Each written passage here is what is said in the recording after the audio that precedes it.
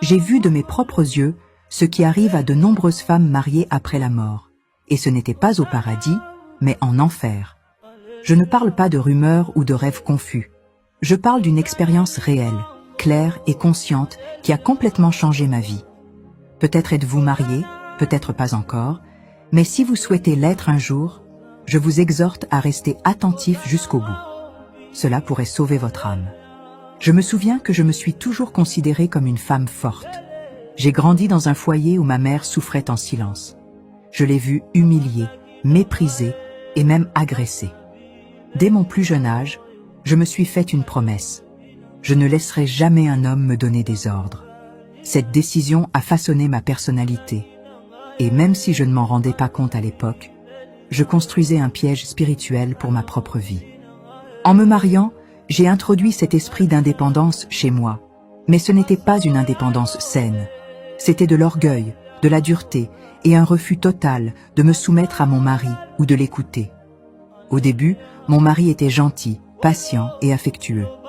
Il n'élevait pas la voix, me respectait et cherchait mon bien.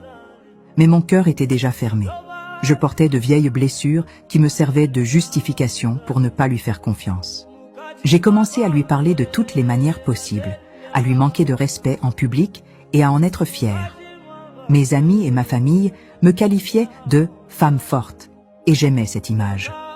Pourtant, à l'intérieur, un gouffre s'élargissait. La voix de Dieu ne trouvait plus sa place en moi. Au fil du temps, j'ai commencé à rechercher l'attention en dehors de mon mariage. D'abord, des conversations innocentes avec d'autres hommes. Puis, des rendez-vous, des dîners, et enfin, l'infidélité. J'ai menti à mon mari sans remords, je lui ai volé de l'argent pour le dépenser dans des choses frivoles, et pire encore, j'ai utilisé mes erreurs comme preuve qu'il n'était pas assez homme pour moi. Le péché était devenu une routine, et je ne m'en rendais même plus compte.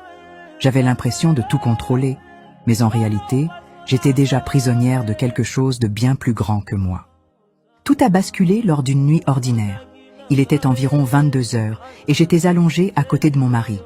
Il dormait. J'étais éveillée, les yeux fixés au plafond, quand j'ai ressenti quelque chose d'étrange. Une faiblesse m'a envahie, et j'ai soudain réalisé que je ne pouvais plus bouger. J'avais l'impression que mon âme était arrachée, lentement mais sûrement, et une peur indescriptible s'est emparée de moi. Je ne rêvais pas. J'étais complètement conscient.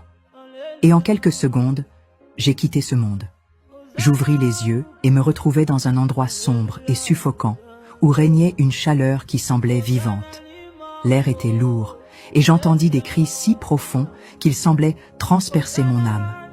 Devant moi, des ombres aux griffes et aux yeux comme des braises se déplaçaient silencieusement, et je compris bientôt qu'elles m'emmenaient quelque part. J'essayais de résister, mais je n'en avais aucune force. À chaque pas, le son des cris devenait plus fort, et la chaleur semblait brûler de l'intérieur. Au fond de moi, je savais où j'allais, et il n'y avait pas de retour en arrière. À chaque pas, l'obscurité semblait plus dense. J'avais l'impression de descendre, même si je ne voyais ni marche ni sol. La chaleur n'était pas celle du soleil ou du feu de la terre. C'était une chaleur vivante qui semblait me haïr. Les créatures qui me guidaient ne parlaient pas, mais je savais qu'elles comprenaient parfaitement qui j'étais et pourquoi j'étais là. Mon corps spirituel semblait peser des tonnes, et mes pieds touchaient un sol rugueux, comme jonchés d'éclats de verre et de pierres tranchantes. J'avais envie de crier, mais ma voix ne venait pas. Seules des larmes brûlantes coulaient sur mon visage. En marchant, j'ai commencé à entendre des pleurs d'un autre genre. Ce n'était pas seulement de la douleur physique, c'était du pur désespoir, mêlé de regret. Je reconnaîtrais ce son n'importe où. C'étaient des pleurs de femmes. Le bruit devint plus fort, jusqu'à ce que finalement la vision s'ouvre devant moi. Un vaste champ sans fin rempli de femmes, liées d'une manière que je n'aurais jamais pu imaginer. Certains avaient des chaînes aux bras, d'autres la langue tendue et attachée à des poteaux chauffés au rouge. Certains avaient aussi les pieds en sang, forcés de marcher sur des pierres acérées. Soudain, une voix m'est venue à l'esprit. Ce n'était pas un son que j'entendais avec mes oreilles, mais quelque chose qui parlait directement à mon âme. C'est l'endroit réservé aux femmes mariées qui ont trahi, menti, déshonoré et détruit le foyer qu'elles ont juré de protéger. Ces mots me transpercèrent l'esprit comme des lames. J'essayais de lui dire que ce n'était pas ma place, qu'il y avait pire dans le monde, mais la voix en savait plus que moi. Elle connaissait chaque détail de ma vie, chacune de mes pensées et chacun de mes actes cachés. J'ai été entraîné dans une zone où des femmes marchaient un temps rond sur un sol recouvert de fer rouge et de verre brisé. Elles pleuraient, mais ne pouvaient s'arrêter. Lorsqu'une personne tombait, le sol lui-même s'enflammait et lui brûlait les jambes jusqu'à ce qu'elle se relève. Le cycle ne s'arrêtait jamais. La